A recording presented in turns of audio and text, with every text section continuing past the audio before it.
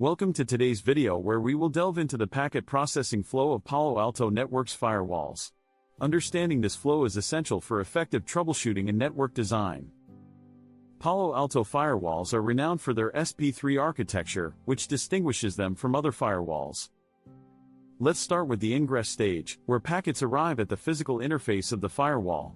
At this point, the firewall conducts an errors check to identify any Layer 2 or CRC errors present in the packet. Next, it determines the interface type, specifying whether it is a TAP, virtual wire, Layer 2, or Layer 3 interface. The firewall then identifies the zone from which the packet is originating, which is critical for enforcing security policies. Once the ingress stage is complete, the next step is to perform a session lookup, which is crucial for packet managing. The firewall checks if a session already exists for this packet. If an existing session is found, the packet is directed to the fast path for processing. However, if it's a new packet, such as a TCP/SYN packet, it will be routed to the slow path for session setup. This session setup follows several steps. First, a forwarding lookup checks the routing table to determine the correct route for the packet. Then, the firewall evaluates any applicable NAT policies, reviewing if a source or destination NAT rule should be applied. The most significant phase comes next, the security policy check, where the firewall decides whether to allow or deny the traffic based on established rules. After passing through these initial stages, we reach the App ID process. This is a defining feature of Palo Alto firewalls, allowing them to not only analyze which port the packet uses but also identify the specific application it belongs to, like Facebook or YouTube. If an application changes during the session, such as switching from HTTP to SSL, the App ID is checked again to ensure accurate identification and policy enforcement.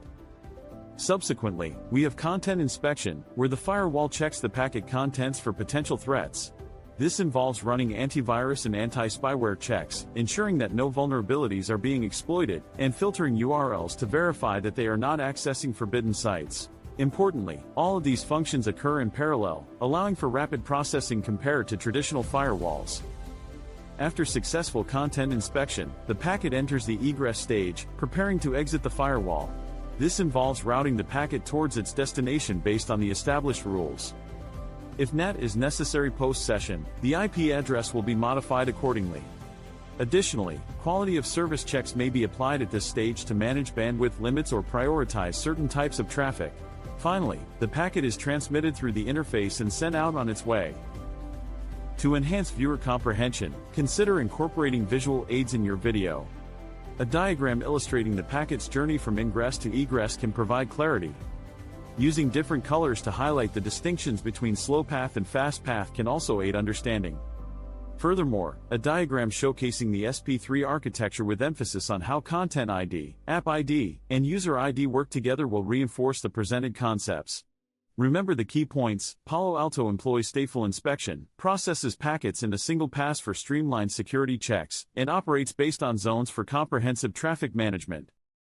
In conclusion, we hope this video has provided you with a clear understanding of the packet flow within Palo Alto firewalls. Keeping this flow chart in mind can significantly simplify problem identification during troubleshooting. Thank you for watching, and we look forward to seeing you in our next video.